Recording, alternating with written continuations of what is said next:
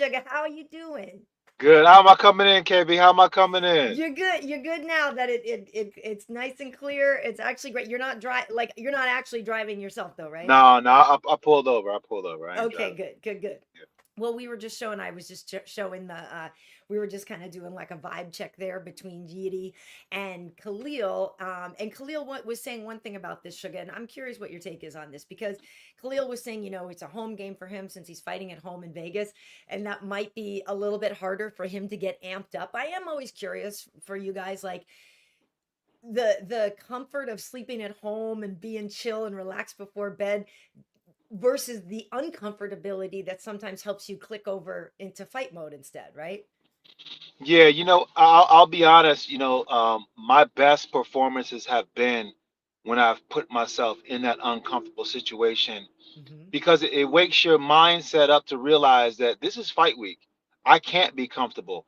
And that's one of the things that goes wrong a lot of times when it comes to mentally preparing yourself for the moment when you walk out to the cage is you try to feel normal because you feel so weird getting ready like when the fight leads up and you want to feel normal at all costs. But the truth of the matter is you have to reset your understanding of normal. You have to recalibrate it, and the new normal is that anxiety, is that anxious feeling that you're feeling leading up to the fight. And the more you avoid that, the more it's going to hit you on fight night, and it may take you out of your game. Hmm. Yeah, I feel, we hear that a lot. Get comfortable with the uncomfortable. And it's Yeah, like this kind of meme thing, but you do have to do that though. Like you do. absolutely. It's mandatory because if like you're in a fight and it's a very unpredictable situation. I don't care how you train, no matter how comfortable you are in there, it's a fight and there's a lot of different variables that can happen, and it's an uncomfortable situation to psychologically think about all the things that can go wrong. So the best thing you can do is just dive into the aspect of, you know what, this is going to be uncomfortable, but I got to get comfortable with feeling uncomfortable because that's when I'm going to be able to take the most chances. And it's the one who takes the most chances and who's willing to go that extra mile is the one most of the time to get their hand raised. So with that in mind, then, Yiri was saying that he didn't think that Khalil has faced the same level of competition. Obviously Yiri is the former champ, and so by definition, yes, he probably has. He's climbed a little bit higher than Khalil has so far, but that's not like people need to remember. Khalil was Anderson Silva's roommate, like training partner, all this Yeah. stuff for a very long time. And he used to put in. I've seen it. I've got old footage of him down at Black House with Lyoto and stuff like this. And like Khalil can hang, so don't let anybody think that this guy is doesn't have that historic sort of training and stuff that he hasn't faced tough people, but Yuri does have a point that Khalil hasn't faced the same kind of guys that he has, and with Yuri's unorthodox style, like how difficult do you think this matchup is? I think sometimes having have faced the toughest competition can work against you because you've established some kind of trauma in there. You know what I'm saying? Like you Okay. can't you can you know honestly see the fact that the fights that Yuri has had with Pereira has Hmm. kind of mentally scarred him in a bit. He's not the same. He doesn't have that same belief in invincibility that he once had. And who's to know? Like having his last loss against Pereira may have been his moment to recalibrate his mindset and kind of reestablish mentally. Oh, like your take on the actual matchup between Khalil and Yidi. Yidi, a former champ, saying he has way more difficult Yeah. competition, strength of schedule, but Okay. we know that Khalil is has recalibrated over the last few years and really Yeah. leveled up, and comes from a great history at Black House. Right. Yeah. And that's the thing. Like I was saying, with Yuri, he's gonna have to mentally just come in here just a different person from, when you have a belief in yourself and you haven't had the trauma in the cage of getting beaten and beaten on when you feel your very best, it takes a while to build that belief back up in yourself. Now you have Khalil on the other hand, who's been waiting in the wings, so to speak, kind of playing the role of training partner and really perfecting his craft, understanding what what is the best fighting style that's going to suit him. And I feel like now he's stepping into that more. The fight that Mhm. he lost against Pereira, he was doing his thing before that fight. And even though he Yeah. did end up getting finished in that fight, it gave him a good marker to kind of set his hat on to say, you know what, I can be as good and I am as good as I believe. I just came up short because maybe I didn't do this enough or maybe I didn't do that enough, and only he knows those answers. But he was left with more of a positive resolve and more of a belief in himself than I think Yuri was in his last fight. So I go into this fight. I say all that to say I go into this fight believing that Khalil has the psychological advantage coming into this, having not Mhm. had the trauma that that Yuri Right. had in the cage. Yeah, that makes a great point. And to be honest, look at Khalil's last win was against a former champ in Jamal Yep. Hill. You know what I mean? Over there in Baku. So, he's coming in with a lot of momentum. And like we said, like he switched some things like in a few years ago or whatever, and like just some stuff shifted in his brain, and you could see it, and he became like even more like he's gone through a lot of metamorphoses in his life Yeah. already. Yeah. But I don't know that people should count Khalil out. He can be extremely violent. He uh can be, and he's very systematic about his approach. He yeah. doesn't get pulled into the wildness of a fight, and that was one of the things that gave him the advantage over Jamal, is because Mhm. Jamal is very dynamic in the fact that he can seize those moments where the fight gets into a fight where it's not all about the technique, where you just kind of Mhm. throwing, right? He seizes those opportunities because he has that power that just comes out of nowhere. That's the equalizer to all, right? And he'd knock you out if you get sloppy. But Khalil did a really good job of just staying really systematic and broke down Jamal Mhm. from the legs and stayed consistent up until he can start really opening up more with the striking. Now, I say that because Yuri, his biggest strength is to pull you into the mess. Like, Yuri is Mhm. amazing with pulling you into that wildness of a fight because he has that unorthodox style. But I Mhm. don't think that Khalil's going to get pulled into that wildness because it looks like he's mastered his style enough to understand Mhm. how to stay calm when the fight gets a little wild and gets a little crazy. Yeah.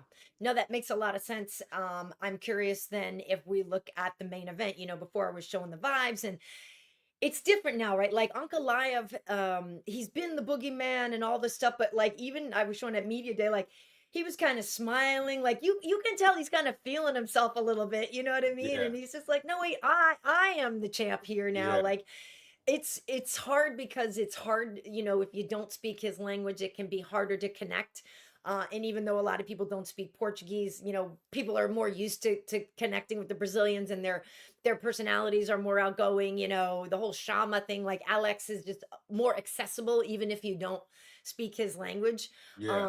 But so it's tough now. And he says Alex says he was only sort of 40% before in their first fight. We know he fought so frequently. Like there's a lot of things where people, oh, he's making excuses. Well, I mean, you can call them excuses, or you can actually just call them reasons, or things that were true in the first case, right? And Right. now maybe those same things aren't true. So do you think the rematch gives the advantage to Alex in this one or to the champ? I think it gives the advantage to the champ just because of the fact that there's two ways that he can win this fight, right? And Hmm. I say two ways because even though the wrestling was in the forefront as far as like that thing that kept Pereira's gun in the holster the first Hmm. fight, meaning the fact that he was defending the wrestling so much, he didn't really open up with the striking, which in turn allowed Ankalaev to really open up with his striking and Hmm. kind of win the stand-up exchange when he didn't really think that was going to be the case. He was kind of getting more and more confident as the fight went on with his striking and being able to be outpace Pereira with the jab and just being able to, he was faster in that fight. And I think a Hmm. lot of it had to do with the fact that Pereira was so defensively minded thinking about the takedown. Now, that's two ways that he can win, right? And then Hmm. you add in the fact that the confidence that you speak of. When Teddy Atlas has a thing, when they become champion, they become 30% better because now that belief becomes a little bit more solidified and he's starting to walk and feel like the champion. So he's going to come into this fight more confident and a fighter who's not so much in the chase. So he's Hmm. gonna be he's gonna be coming in here understanding that I can out wrestle this guy and if and I can outstrike him. Now with that said, KB, that could very well be his own undoing because he's gained so much confidence in the Right. striking. He may not be able, he may not mix it up as well as he did in the first fight. And I Hmm. think if he doesn't mix it up as well as he did in the first fight, that's when Alex Pereira can really start opening up with his striking ability. And also, how about the fact of, let's say it's true, right? And that Pereira wasn't feeling 60% of himself, right? If he really Yeah. was only fighting at 40%, and Magomed's like, oh, I got this because, like, I smoked him before, you know what I mean? And then all of a Right. sudden you're like, oh, snap, like a totally different guy shows up this time because now he's more fit. Yeah, that false confidence is real. And Yeah. sometimes it happens when you go with a guy and you've trained with him before and then it comes Hmm. fight time and then he's a total different guy than you've ever trained with or ever seen train, right? Yeah. They seem to grow in the spotlight and Pereira Hmm. has been one who's made the way that he's made in the UFC because he's been somebody who can show up under the lights Yeah. under circumstances where a lot of people will falter. So with Pereira, what he has to do is he has to just kind of tap back into that thing that made him as great as he is. And that thing that made him as great as he is he was willing to risk it.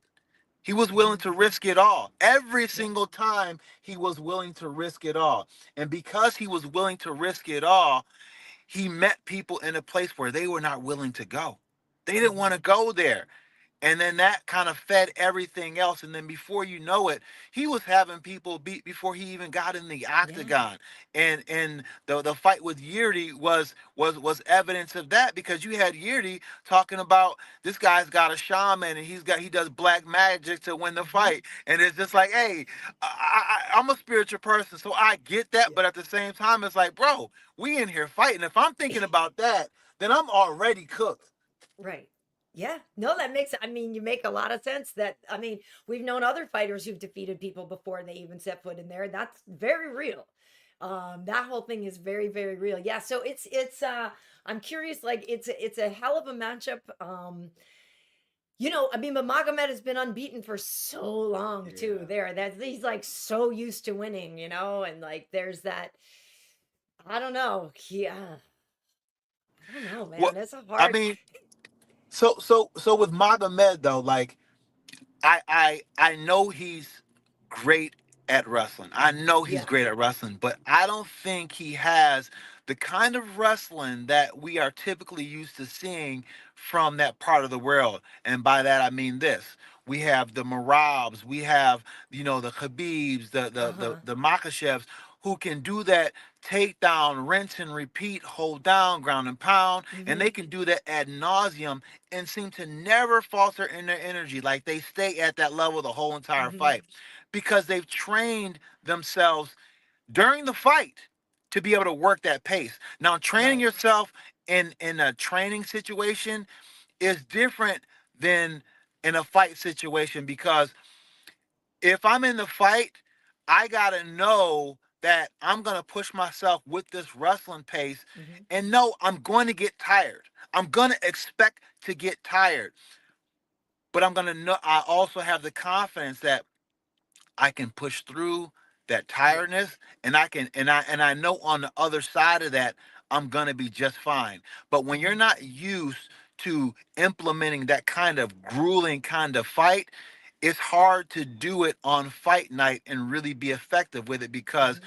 you're going to have that moment where you get kind of afraid and you get kind of scary and the guy gets up a lot quicker than you wanted to after you had to work to Hmm. get him down and now you're back in his world and he looks fresher than you striking and now you're like, damn, he's got more energy than I do, he's got power, I'm in trouble. Yeah. Damn. I love that where you're looking across. You're like, ah, You Damn. like, damn, yeah. When I fought Michael Bisping, it was a nightmare because of the fact that I was able to take him down, but he was so squirmy on the ground. Yeah. And then he got back up to his feet, and I was expending so much energy getting him down, and then I was getting expending energy holding him down and trying to Yeah. land some shots. And about the time I got back to his feet, because he got back up, I'm like, damn, folks, I'm in trouble. I go back to the corner to see Greg, and I'm just like, I got to look in my face, and then he's like, okay, you got 2 more rounds, and I'm like, what? Ah, Bisping. Oh, it's crazy. Well, I'm curious, what you're thinking because right now, let's see here. This is the top 10 right now. Obviously, it's Magomed, then we got Pereira, Yiri, Olberg, Rountree, Blahovic, Jamal Hill, Rakic, Reyes, Ozdemir, and Mirzakhanov, right? So Carlos Olberg is Mhm. the one right now who's in the best position after his knockout over Dominic Reyes last weekend. Like that was pretty definitive. And we talk so much Yeah, about like, oh, you got to make a statement, you got to do this, you got to do that. Black Jag made a statement. I mean, I go, who else should? I mean, I feel like he should be next. He's supposedly in Vegas now, right? Like he should be next. I think he has to be next. I mean, Yeah. he's exciting to watch, and he's got the total package. You put Yeah. the microphone in front of him. He Hmm. speaks really well. He Hmm. has a really good looking kid. Um, and he has that it factor. You know what I'm saying? Hmm. Like you can tell there's a whole nother level that he's gonna hit. I was kind Hmm. of late to the Allberg hype because I thought he was pretty decent, but Yeah. I just didn't know what the fight what it looked like if the fight really truly evolved and got Uh-huh. ugly and mucky and everything else like that. But he has amazing control and amazing pressure and Hmm. such an ability to really dictate the fight where he wants the fight to be. And he's so deadly accurate. It's Hmm. ridiculous. So um I really like him going for the belt next. I do too, and it's funny because you're saying you were sort of late on the train. So I was like an early adopter because I actually met Carlos over on Fight Island, right? Because he was Yeah. there with Adesanya and all the city kickboxing guys, and he wasn't even signed to the UFC yet, right? So we were all over there on Fight Island. We're there for weeks, and we meet him. He's with everybody, and as you said, he is the complete package. It's kind of hard not to notice that dude. Where you're like, oh, Yeah. yeah, hard not to notice him, right? So, Yeah. but then you speak to him and he's awesome. Like he's such a nice guy, got a really great, sort of like not a big ego. He's just got a real low key vibe. Like he's really chill, nice guy and everything. And so it was just like, wow, yeah, what a good dude. And like I wish him well.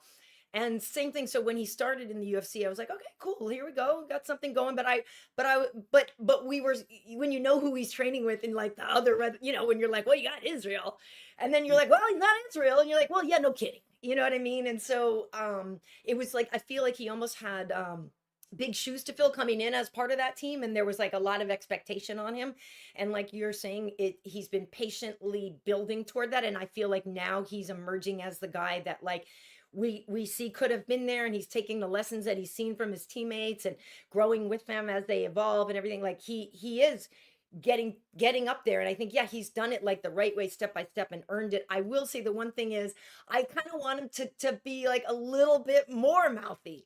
Like that was it's Yeah. almost like he's too nice and polite now. I'm like, no, okay, now I do need you to talk a little crap. Like I want you to talk a little crap. I don't know. Yeah, I like what you said when you said that him being with his teammates, right? Because Hmm. the very successful teammates, because that's part of riding that wave and really getting your training wheels under you Hmm.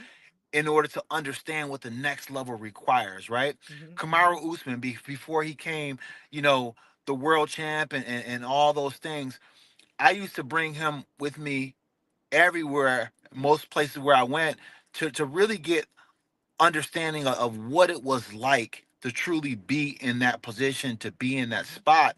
And about time he made it there himself.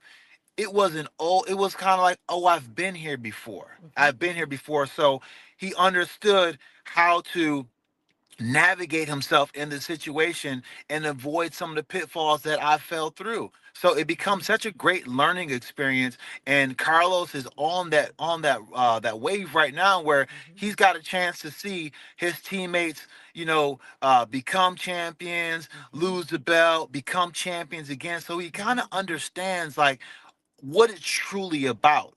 And he's not he's not in the illusion of what he think it might be, because he's been around those who've experienced it, had the highest of highs and lowest of lows. And even though he hasn't yet experienced it himself, I'm sure he's commiserated with them a bunch Hmm. of times on their journey, and and got a feel of, okay, this is how I need to play this game, and this is what I'm going to do when I make my run.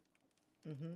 Yeah, no, he's learned a lot, and he is, he is such a marketable guy. In the past they wanted him to be the Bachelor, I guess, Yeah. or like a Love Is Blind. Like, yeah, I think they wanted him to do the Bachelor. He said way back when, even then, he was like, yeah, no, I'm not gonna do that or whatever. But yeah, he's learned a lot. You can tell he's taken it all in and just processed it. And I guess that's that whole sort of quiet, the quiet, what still waters run deep, right? That he was quiet all this time Yeah. and just kind of let the Yeah. work speak for him. So yeah, I feel like, he's probably next, and I guess he's weighing in. He weighed in today too, right? They said to be the backup Yeah. As even, an right? Is that alternate. right? Is that right? Yeah. Which is a little tough back to back, so one thing that is curious though is, with Pereira, like he says he may not be able to stay at 205 for that much longer. So it's kind of a weird thing. It's like if he becomes the champ, how much longer can Alex stay there? I don't know. Yeah. Well, I like the fact that this fight to me for Alex Pereira is, Oh, oh, I just came back from North Carolina, so I was on the go. I expected to be back earlier, but right, right. It's okay. such is Hey, but planning. speaking of the fact that he may move up to heavyweight, we should let everybody know that you and I are going to Brazil next week, because Yeah. for folks who don't know, and you were talking about Kamaru before, folks don't know that you train Mohammad Usman, Right. and you've really been help guiding him, and so he's fighting next week in Rio, and I'm you've talked to me before about some of the steps, but like I feel like one of the things that's so important for people to know, and this is things that you could probably apply in your own life, is like the thing you talked to Mo about like believing in yourself, and when you're in there and when you're doing it, like that trust in yourself that you have done the preparation and you can Yeah. execute it, like that sometimes people just don't don't is it just we don't have enough faith in ourselves? Like what's the hang up between all the time people train in the gym and not being able to execute it? You know, it truly is, in my opinion, it's the disconnection from what they do on a day to day up until what's going to happen on fight night. I think a lot of time people wait too late to do the mental work, and that's one Mhm. thing that me and Mo talk about leading up to the fight. Is like every single day we're going to bring ourselves mentally closer to the fight, and bringing yourself mentally closer to the fight means a little bit more visualization, but it also means doing things with a little bit more intent. Sometimes when we go through training in training camp, it can get so kind of monotonous where you're just kind of going through the motions. And you can bring that same kind of energy on fight week. But on fight week, you got to be more mindful and be more intentful in Mhm. all that you do. And the more that you are able to lean into the intent, the easier it is for you to mentally show up on fight night, because you have been reaffirming your intentions all week long, and you know for a second, you have no doubt in yourself, the fact that I'm in a fight and it's gonna get ugly. There's gonna be some positions in this fight that's gonna make me feel uncomfortable, Mhm. but I am intent on having my hand raised, and I don't know how it's going to happen, but I'm going to will this to happen, and I'm going to do whatever it takes. I'm willing to go that extra mile. And that all comes from bringing yourself there every single day, bringing yourself to fight night every single day, because your mind gets to the point where you start second guessing yourself. You start second guessing the work that you've done. But it's Mhm. all about being able to just surrender to whatever it is and realize that you train to not think in the Mhm. cage, only to react. That's why you train. And you have to trust that you have the ability to react the way you need to on fight night. Mhm. Well, and also too, it's like, and you've spoken about this before with other people you trained that. So sometimes people kind of go to the gym, they're like, okay, I'm going to train, and today we're working on, jab cross or whatever. Yeah. And then the person needs to understand though, well, why? Right? Like, why jab But cross? why? So when I get Yeah. into the fight, like, okay, I did a million of these, but like, why? Right? And Yeah. what is it going to do for me? What's the point? And I know you've said this before that people don't always even put the reason for the thing behind the thing that they're doing. Yeah, and that goes back to the intentional part of understanding the why behind it, because Yeah. when you understand why you're trying to do something, then you understand exactly why it's not working, right? So Yeah. that's part of understanding. So a lot of the training and stuff that me and Mo do is based on, okay, this is why we're going to do this, and it's more or less problem solving, right? Hmm. We're going to problem solve, and I'll give him a few different looks so I can just kind of see how he mentally processes, different things that he needs to do in order to, problem solve Hmm. inside the cage in real time. And when he's able to do that comfortably, then he's able to really find his rhythm. But it Hmm. all starts, I tell my guys, it all starts, listen, everything starts from your movement. So you got to start really moving and really starting to get yourself in your groove, into your flow. And then once you start getting into your flow, it hits by itself. Hmm. Without and that says, I'm not thinking about, I'm gonna throw a combination. I'm reacting. I'm seeing the movement, and then I'm just going. And that's because you're starting to get into your movement where everything just flows more. Hmm. In that hot sauce, right? That's it. Get the hot sauce going. Nice. Nice. So who is he fighting? I don't even remember. I'm sorry. He's fighting Johnny Walker's brother. Oh, that's right. Wagner. Yeah, Ooh, he's a big yeah, dude. Wagner.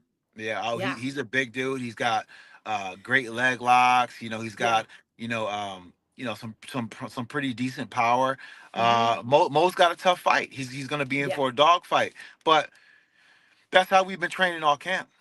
It's Uh-huh. been, hey, this is what we're up against, and we don't want it any other way. We Hmm. only want the toughest. We only want to stack up the toughest. It don't matter how you put them. Like, listen, we only want the best. We only want the toughest. We want guys who are going to test us, and we're not Hmm. afraid. We're not afraid to go in there and be tested. And we have leaned into the conditioning. So, Hmm. I know he's not going to get tired. And when you're not afraid to get tired, that unleashes another part of your confidence where you know that Hmm. if I if I am tired, then I know my opponent is exhausted. Hmm. Because I'm in Right. great shape. Yeah. No, that's smart. And did you do the whole thing where you broadcast some like "Oy vey mohe"? Because like he's going in enemy territory, fighting a Yeah, Brazilian in yeah, Brazil is like yeah. you don't Like, get much more enemy territory than that. nah, you don't get much more enemy territory than that. But I feel like, you know, be, in the fight in Baku, Mo was kind of entering enemy territory, Hmm. fighting over there, right? Yeah. With the guy True. that he fought. So the way that he reacted to that, I was really happy because he was fueled by that. He was Hmm. really fueled by the fact that, hey, I'm an enemy. I have to make this happen. And he felt, Yeah. and uh, he put himself in that position where he's like, you know what, my back is against the wall. And Hmm. some people don't fight well when they feel like their back is against the wall. Some people are like, Yeah. oh my gosh, the anxiety of it gets too much for them. But Hmm. Mo, he kind of blossom in that Yeah. position where he's like, my back is against the wall. There's no going back. The boats are already burned. I only way forward, only way to victories. I got to go forward. Yeah. Yeah. Yeah. I mean, it's great. I'm glad that he's learning. And it's hard too, though, for him being the brother of Kamaru. Like, it's got to be hard no matter what he does.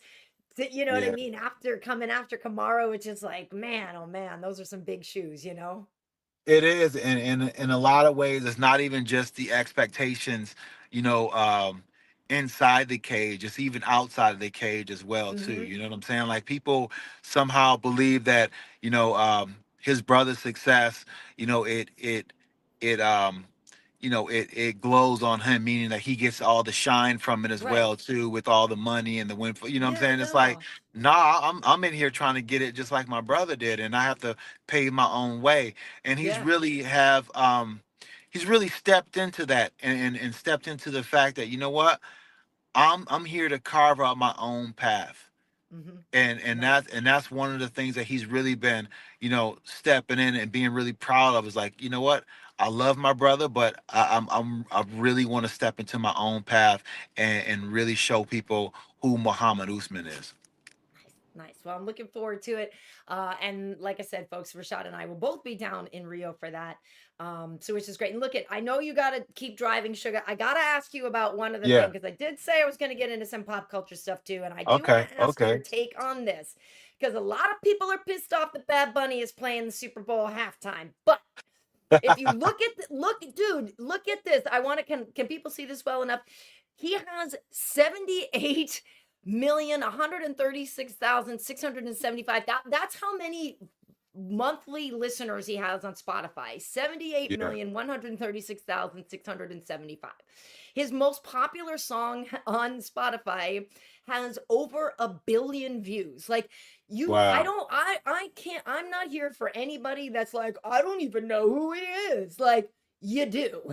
Yeah. You don't, Yeah. you maybe you're not a fan, but you know who he is. Like I can't I don't like I guess I don't understand why, because I thought Kendrick killed last year and stuff, but like people understand it's not mandatory viewing, right? Like you can Right. walk away from the Yeah. television for those 15 or 20 minutes. Like I don't get how everybody's so upset or hurt. Like I don't let I mean I do, believe me, I know what world we live in, but at the same time I'm saying, folks, it's not mandatory viewing. Right. Right. I know, but I I didn't know who Bad Bunny was for a while. No. Even in Didn't Florida, you don't, because I I live didn't in LA. It's like, know, because obviously. I didn't know I knew who Bad Bunny was. You know what I'm saying? That's Yeah, what I yeah, mean yeah. to say. Okay, gotcha. Yeah, yeah, Like yeah. I've heard the songs, and I hear him, and I would hear it, and I vibe out to it, but I never knew Right. who he was. You know what I'm Right, saying? But right. then, when I put the music to the name, then I'm like, oh yeah, he's got some hits. But I mean, listen, it's, we know what the Super Bowl is. You know what I'm saying? Hmm. It's really tapping into that pop culture, and really just Right. really celebrating it to an extent. And Yeah. he's got himself a catalog now. He's got a pretty extensive hit Yeah. list, and I like his music because it's fun. It's got great It is. energy. You know what I'm saying? Yeah.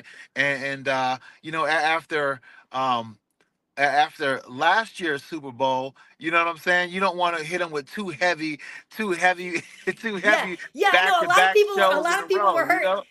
Yeah, a Yeah. lot of people were hurt because it wasn't for everybody. You know what I'm Right. saying? And Right. and, and They you not know, like us. That's what, like, they he's not. saying it like right there in the Yeah. song. Yeah. That's it. That's it. So I Yeah. mean, it may be a good change just to see, what I'm saying, somebody with that kind of following, to get in that kind of in a pop culture, to get some shine.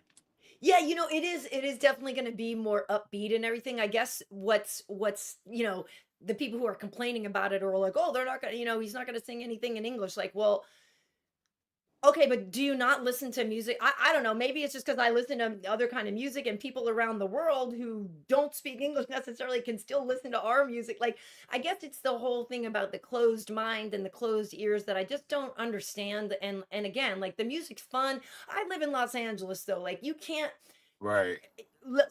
that is such a big part of our world. The Latin X population is such a big part Yeah. of like who all of us are out here, that it's like, well, of course that's going to be really, really fun and stuff. And I do speak Yeah. Spanish, so I'll be able to understand it. But I guess that's just like a bummer that people kind of throw that much hate on it, and oh, you need somebody that, American, like Puerto Rico's part of America. But and in the past, it's like there's been a lot of other performers that aren't even American, so it's like you can get somebody, if people are complaining, like he's not doing the national anthem too, like they'll have other performers there too, right? They Right. spread it Yeah. out.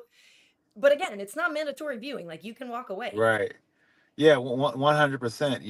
Living here in South Florida, it's a huge, Spanish speaking Hispanic Yep. population out here, and I'm not a Spanish speaker, but Right. from being here as long as I've been, I've kind of, you know, like my understanding of Spanish is Hmm. inexplicable. Like I can be in a car with somebody and they're speaking Spanish, and I know what they're talking about, and I don't even Right. know how I know. You know what I'm saying? So it's just Yeah. kind of something that has grown on me. But I mean, you know, I feel like you know we need to celebrate each Hmm. other's cultures and Hmm. stuff like that. And I feel like that's the true medicine that we need as a country in order to really push us in the direction that we all seem to desperately want to go.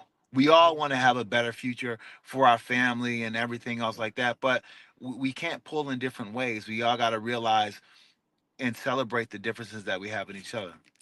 Yeah, I would love that. I would love that if we could. Hey, and yeah, before I let you go, and this is what I started with, and we'll circle back around. I don't know if you've gotten to see the Smashing Machine yet. Did you know Mark Kerr personally? I did not know Mark Kerr. No, Okay.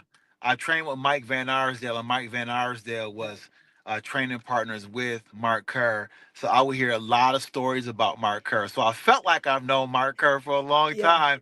But I watched the Smashing Machine back in the day when it Uh-huh. was the documentary, and Right. it was an amazing documentary because you know you felt you really got pulled into the character who Mark Kerr was, Hmm. and what he was going through. So it really served as a teaching part for me on what to try to avoid as I climbed up in the ranks in my career. That's really cool. So I have never met Mark, but I saw the movie a couple weeks ago when we were in San Antonio, and it's so good. And I Yeah, did this long interview with Ryan Bader, who plays Mark Coleman. And so it's such a trip, Sugar, because you're there. And like first it's The Rock, but he looks different because of the prosthetics, and he does such a good job. It's such a dramatic role. It's not this big, loud rock role like you're used to seeing in other things. Like it's a very dramatic role, and it's a very introspective role, and it's much more about the small things and stuff than like a big, act. It's not an action movie, it's a drama. But it's really, they did such a good job. But it seemed like they really got a lot of the stuff right about the personal struggles you guys go with, and then the whole thing about his relationship with his woman. It's like you obviously I've been around this for a long time. I've seen you guys with your spouses and your this and your significant others. I know how important that role is. I thought they did a really good job of explaining like the volatility and how problematic it can be and traumatic and the trauma bonds. Like there's a lot in it. It's really good. And I spoke to Ryan about it. I have a long interview with him up on my channel. I want to recommend it, but I just want to let you know, Sugar, that you should see it if you haven't gotten to see yeah. I know you saw the documentary, but the movie that's out now today, it's really good. I'm gonna have to go see it, man. I seen Mark Coleman, a couple UFC, not Mark Coleman, Mark Kerr, Hmm. a couple UFCs ago, and Yeah. we got to chop it up a bit. So Yeah. I'm definitely gonna go and check it out and see it. Cool, cool, cool. All right. Well, so I know it was a late lunch on the East Coast and we had a little bit of technical difficulties, but Sugar, Yeah, hopefully, we can do this more often and just get together when stuff happens and around a little lunchtime and chat with people and stuff. When do you leave for Brazil? I leave Sunday. I Okay, leave Sunday, Sunday. right. Yeah, Long so trip. Yeah. I yeah, think I'm gonna see you out there, KB. And it's yeah. always good when whenever we get a chance to kick it and have our Yeah. conversation. So let's Yeah. keep this going, man. I love it, and I love talking a good fight these days because that's the only fighting I can do. It's the only fight I can do these days, KB. I gotta talk a good fight. That's right. So That's right. All whenever I right. get a chance to, just let's make it happen. I will. All right, cool. Well, you get home safely now. I'll let you go, and I'll see you in Brazil. Okay. All right, see you soon. All right, bye. See you, sugar. All right, folks. So yeah, so both of us, as I said, we will be down in Brazil next week, and I'm not exact. I don't. I guess so. Sugar. I think he's like working the desk with me and stuff too. I don't remember exactly who else is with me this time. It might be. Let's see. I'm not sure exactly. I can't even hypothesize on who it might be, but it should be a good time. Brazil is always fun. Those fights are always incredible, and yeah, the fact that we've got Charles Oliveira versus Gamrot. Okay, I've been like I'm such a Charles Oliveira fan. Like I have been for years and years and years and years and years and years. Like I love that dude. Um, yeah. And then Gamrot came on the scene, and I was like, wow, how do you not like this guy? And Gamrot's fights are so fun, and he has such a fun personality. And I just saw him in Shanghai because is that where we were? I think we were in Shanghai. Yeah, I think we were in Shanghai because there was a Polish guy debuting. I'm sorry if my days are mixed up. Maybe it was San Antonio. I'm sorry. But he's got such a fun personality, and yeah, really looking forward to that one. That's going to be really, really good. So yeah, we will see you all down there in Rio. But again, the whole hot lunch idea is to kind of get together during, the sort of lunchy hours, talk about a little fight stuff, talk about some pop culture things. There's other things we could get into, and the Cardi and the Nikki beef and the all the stuff that was going on at BKFC with Connor and Mike Perry. There's a lot. So, like I said, maybe sometimes it'll just be me chatting with you guys if you feel like it. But excuse the technical difficulties. I'm very sorry for that. But it happens. So I'm gonna try to keep this up and maybe have to chop it up a little bit because there was a lot of pots with the dead air, and I'm gonna try to figure out how to do all this. But for those of you who have been here, thank you. I really appreciate it. And if you can follow me on Insta, it's KB Heat. Threads, it's at KB Heat. Obviously, my YouTube. If you're watching this on YouTube, please hit the subscribe. And like I said, I've got the interview up with Ryan Bader. I think on the last check, I've got like 3,000 or something videos. I've been covering this for a long time. So if you go over to my channel, you can poke around. You can see some things. You'll be like, oh my God, I had no idea Karyn was here and did this or whatever. There's a lot of stuff there. So I would just say you can go over there and check it out and recommend it. But anyway, thank you for being here today. I'm going to end it over on Insta. I appreciate you guys, and thanks so much for being here. And okay, cool. So I think now I can end it here after I did it over on Instagram. But yeah, thanks for joining me, and thanks to Suga for fighting through the technical difficulties. And yeah, we'll see you next time, folks. I appreciate you. Thanks for commenting. Thanks for watching. Thanks, you guys. See ya.